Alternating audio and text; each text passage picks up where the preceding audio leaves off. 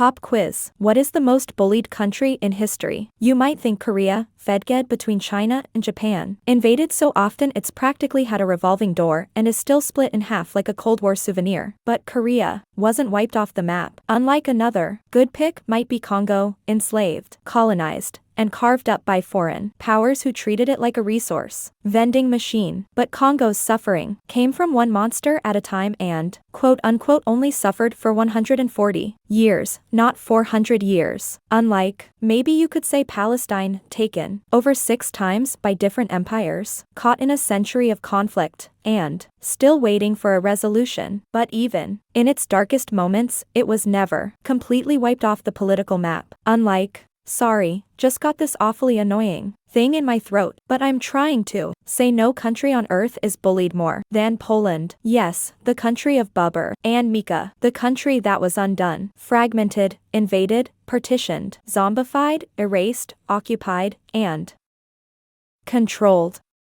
This is a time teleporter. Blah blah blah goes back in time. We've done this 2 times already. Just kidding. Let's go find out why it always went wrong. Historically Facts, Part 11. Before we talk about how it kept disappearing, we should talk about how it appeared.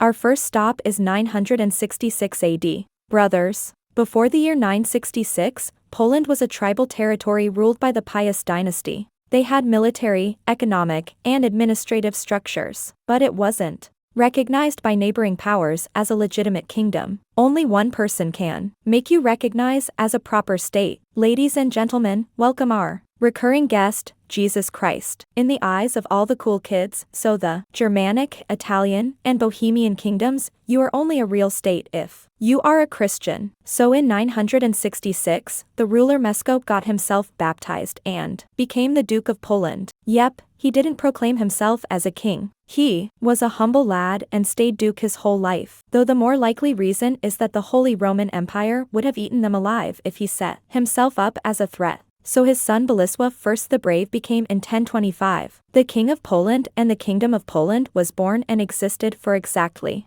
6 years. Yep, the poor place only existed for 6 years, and the exact thing MSCO predicted had happened. Let me explain how. Masko's son Bolesław I was technically the first king of Poland, but he only crowned himself king, literally the same day that he died. Very convenient for his son Masko II, who then became king without having to actually crown himself king. Slight problem though, brothers. If there is one thing that Polish people hate more than Russia, it is brothers. Bolesław the Brave had 3 sons, and he wasn't stupid. He knew that after his passing, his kingdom will be split between all 3, and that would certainly mean a civil war and the Polish state splitting apart. So to fix this, he kicked his 2 oldest sons out of the family to ensure his smartest and son with the most potential would inherit the entire kingdom, minimizing the risk of the entire kingdom falling apart. What the brave man forgot is that brothers have feelings, and they were pissed off. Otto was exiled and escaped to Italy while Boprim escaped to the Holy Roman Empire. So while Miko II is getting cozy on the throne thinking, yes, stability at last, his exiled brothers were basically doing Rocky training montages in foreign courts. Best Brim shows up in the Holy Roman Empire, whispering sweet nothings into Emperor Conrad's ear like, hey, buddy, you know who's not paying you tributes like a good little vessel? My brother. Meanwhile, Otto is in Italy, probably trying to learn swordplay and democracy from the Pope. The result? Poland gets invaded from the west, from the east, even a civil war started between the pagans and the Christians. It's like everyone got a group chat invite titled, Let's Wreck Poland. And by 1031, Mieszko II is booted from the throne. The country is in chaos, and guess who returns? Bopam. He rides back into Poland with German backing and all the siblings' spite in the world, and for a brief moment, he rules. He even forcefully castrated Miko II because freak you, I guess it shouldn't come as a surprise that Bespriam was a horrendous leader. He cancels the royal title altogether and rules as just a duke, most likely to satisfy his German patronons. He gets assassinated within a year. No suspects, but we are guessing the killer's name can probably rhyme with Druther because Otto steps up, tries to claim the throne, lasts even shorter, gets murdered too. So we are two brothers down, 0 stable kings, and Poland is doing what it does best, leading in 5 directions at once. Eventually, Mesko II returns to the throne like, hey, remember me? But Poland is in such shambles he has to rule a split territory and accept being demoted back to Duke by the same Holy Roman Empire his dad was trying to avoid. The Kingdom of Poland disappeared. For the first time, it does get restored, a little bit later by Casimir I, also known as the Restore. So, we are sharing is caring, great war tactician, and proud owner of one very bad idea. On his deathbed, Boleslav looks at his sons and thinks, I could give the crown to, or, hear me out, I could give all of you your own pieces of Poland. And that is how Poland entered its second slow-motion disappearance. Because instead of a king, Poland got 4 of them, and then 8, and then 12, and then no one really know how many there were. This brilliant system was called the seniority system, a sort of monarchy light. The eldest son got Krakow and the prestigious title of Senior Duke while the rest get their own duchies to play with. The catch, the younger brothers were still supposed to obey the eldest. They didn't. What followed was 200 years of dukes fighting other dukes, sons stepping uncles, cousins suing cousins over a pond, and everyone calling themselves a rightful ruler of something. The map of Poland starts looking less like a country and more like a cracked mirror. Meanwhile, neighbors are watching this like it's a reality TV. Bohemia takes. German settlers pour into the west and build towns that to this day still end in Berg. The Holy Roman Empire keeps accidentally annexing things. And, worst of all, the Teutonic Knights get invited in to help Christianize Persia, and promptly forget to leave. Poland is still there technically, but if you ask someone who's in charge, the answer would be no one. Politically, the disappeared to a tribal time. But then finally, in the early 1300s, someone decides enough is enough. Enter Vladislav I. Short guy, long name, huge patience. He spent decades fighting off rifles, holding together what scraps of Poland are left, and slowly reuniting the Duchess. He's exiled more times than most people, changed shoes, but somehow he keeps coming back just like Poland. Against all odds, he gets crowned in Krakow, the first real king in over 200 years. Disappearance number 2 reversed. Now, 3, Commonwealth is finally back on its feet for 65 years. Come on, Poland. Rookie numbers. 1385. Poland is once again facing a crisis. The king dies without an heir, so they reach out to the biggest not yet crucified state in Europe, Lithuania. The deal: if their Grand Duke Yoga converts to Christianity, marries the 12-year-old Polish queen, and merges his country with Poland, he will get the crown. He agrees, converts, marries, gets baptized, and takes the name Vladislav too, because this family has zero chills about recycling names. And just like that, Poland and Lithuania become one of the largest countries in Europe, the Polish-Lithuanian Commonwealth. For once, and the only time ever, Poland disappeared for a beneficial reason. It was multilingual, multiethnic, and massive. From the Baltic to the Black Sea, bigger than France, richer than England, and more importantly, the Germans were afraid to meddle with them. For a while, it works. They kicked out the annoying Teutonic Knights. They hold off the Mongols and even invaded Moscow twice. But, of course, it's Poland, so the high never lasts. Fast forward 200. For Sweden enters the game. Years. Welcome to the Swedish deluge, or, as the Poles call it, Porttop, which literally means the flood because that's how it felt. Fast, aggressive. But why Sweden? Why the funny country of IKEA and meatballs? Well, because of petty reasons. Of course, they noticed Poland had a lot of gold and money, so that made them a nice target. But that wasn't the reason they invaded. The main reason was a really long-standing rivalry. A couple hundred years ago, just when the Commonwealth started growing, the King Sigismund III, somehow through honestly sheer random tomfoolery, ended up as the king of the Commonwealth and inherit the kingdom of Sweden. Lucky guy. Or so he thought. Firstly, he was Catholic and Sweden was just done turning fully Protestant. Protestant. That's on its own a recipe for disaster. But secondly, the king rather lived in the Commonwealth than in Sweden. The nobility in Sweden had enough of him and kicked him out as the king of Sweden and elected a different guy. But Sigismund never got over that. He kept claiming the Swedish throne even after they told him to go baptize a lake. And Sweden 50 years later, they never forgot that Poland was housing this papist drama king with a royal grudge. So when Sweden looked at Poland in 1655,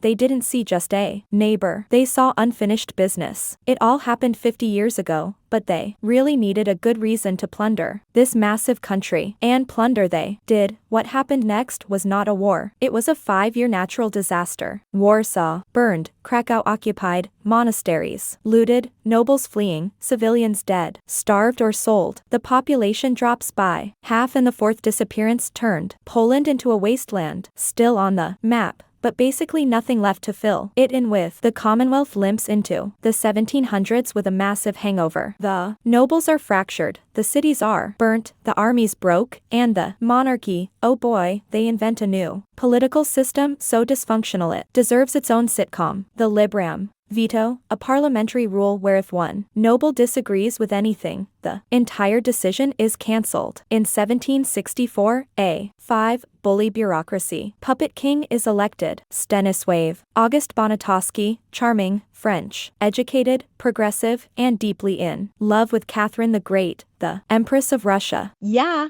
That's right, the King of Poland was once the side piece of the woman who would eventually help destroy him. Isn't that poetry? He tries to modernize Poland, set up schools, build a functioning government, but every time he lifts a finger, Catherine lifts a boot. The nobles funded by Russia or even the Persians and Austrians scream about tradition and freedom. And by freedom, they mean the freedom to sabotage their own country for personal gain. Eventually, the neighbors decide Poland's too incompetent to be left alone. In 1772, they meet up and go, so instead of fighting over Poland, why don't we just slice it like a cake? First partition, boom, 30% of Poland is gone overnight. Poland's like, wait. What? But tries to keep going. Then in 1791, plot twist, Poland writes one of the most progressive constitutions in Europe. It guarantees civil rights, strengthens the monarchy, reduces noble privilege, and Russia sees this and immediately starts foaming at the mouth. How dare you to get your act together without permission? So in 1793, they hit them with the second partition. More land gone. Poland's borders now look like someone sneezed mid-map. And finally, in 1795, after a failed Polish uprising, Russia, Austria, and Prussia meet one last time and just delete Poland from existence. No fanfare, no epic battle, just bureaucracy, maps, and signatures. Disappearance number 5. Poland is now officially dead. And it stayed like that for, well, look at that, just 12 years. Revived by an ambitious French general, Napoleon. 6. It's Napoleon baby. After he beats Prussia, he gives the Poles a consultation prize, the Duchy of Warsaw. Sick. It was technically like a French puppet state, but the Poles are hyped. They get a constitution, reforms, even a Polish army. But we all know what happened at the Congress of Vienna. Napoleon loses again, and the monarchies in Europe go right back to drawing borders. The Duchy is liquidated. Austria, Prussia, and Russia redivide the lands. And the sixth disappearance from the map entirely for the second time has happened. And this time they were bullied the harshest. The Polish. Extra, Poland was bullied. Stayed gone for another whopping 103 years. But this time, as opposed to before, the three bully countries really wanted to erase Poland. I originally wanted to fast travel to when Poland finally re-emerged, but you can't believe to what extent the countries tried to erase Poland. Let's start from the bad to the worst. The bad, the Austrian Empire. They got the poorest and most rural part of the country. So they didn't care too much about it as there wasn't too much money to be made from it. They initially suppressed Polish culture like the rest. And by that I mean they literally encouraged Polish peasants to kill Polish nobility, which they did. But after the Austrian Empire became the Austro-Hungarian Empire they suddenly were like, you know what? You can speak Polish in your schools. And you know what? Governarians still weren't good. But to the Polish stuck in the German and Russian empires, it was basically Disney World to them. If the Austro-Hungarian Empire was West Berlin, then the others were in the Gulag. The war's Prussia/German Empire. Hello, Jan Kowalski. Oh, sorry. Empire. Hello, Jan Kowalski. Oh, sorry, I mean Johann Kowalstein. I sure love the city of Rush. Oh, sorry, I mean Brlo. Johann, do you want to get some pierogi? Oh, sorry, I mean Gafula Tiktashen. The Germans didn't want to just suppress Polish culture. They wanted to erase it. Not with the sword as in the Second World War, that's for later, but with the pen, which is mightier than the blah. Blah blah blah blah. Everything was Germanized. Speaking Polish was banned. Polish schools were German schools now. And you have to order your Gut Taschen in German now. Students who speak Polish are expelled. Parents who slip up some Polish lose their job and get imprisoned. And if you wear a priest, well, you'll have it explicitly tough. The Germans knew Polish hold strong to their religion. So to ruin that Polish pride, they straight up just arrested priests. And the next time you speak a prayer to yourself, do it in German. The great Bismarck came with an even better plan. Seize lands from the Polish and pay Germans to live there.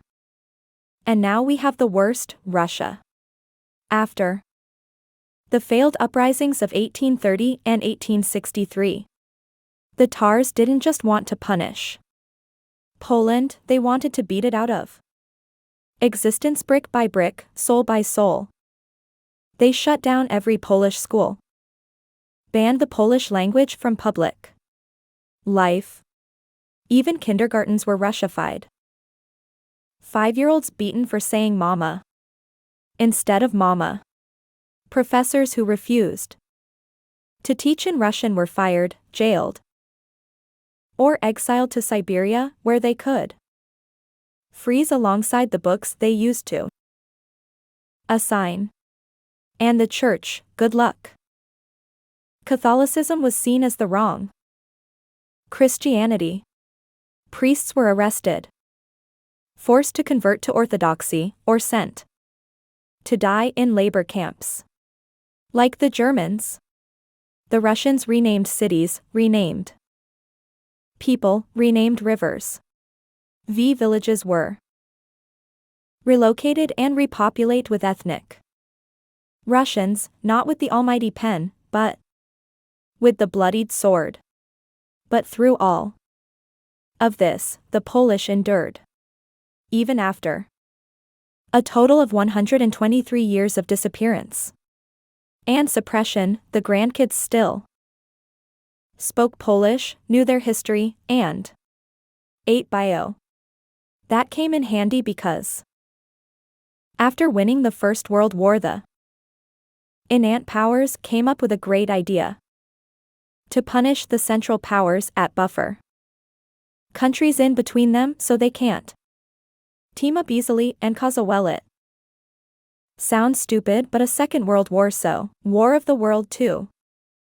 Poland was reborn. Now, to be fair, the British and French were probably stupid drunk on making the borders, because the newly reformed Poland was literally asking to get dunked on again, but they survived for 20 years this time. Yeah, it is sad. It is now 1939. Poland is rebuilding. It's modernizing. It's surrounded by two megalomaniacal empires with a crush on its territory. On the left, Nazi Germany. On the right, the Soviet Union, and Poland right in the middle like a historical chew toy. So Hitler walks into dens like, "This is mine." Poland says no. French and Britain say, "We got your back." But spoiler, they didn't. And after a rowdy September, Poland is gone again. 7th time, by the way. But this time, the brutality reaches biblical levels. Gone was the pen approach. In came the gas instead. And the Soviets came with the just to be safe, let's put everyone on the train to superior approach. Goodbye. 1 million Polish people. Hope you enjoyed your 20 years of having your country back. Bye. 8. Daddy Stalin. 1945, Nazi Germany is gone. Poland is liberated. But guess who's now in charge? Stalin. The Soviets liberate Poland by doing what they do best: replacing one tyranny with another. Poland gets a puppet government, Soviet troops, and Soviet censorship. And as the cherry on top, a brand new flag with the same old depression. This is the 8th time and final time for now that Poland disappears. Ask your parents, not even your grandparents. They could literally tell you how life was under extreme communism. Poland was a satellite state for the Soviets till it collapsed in 1991.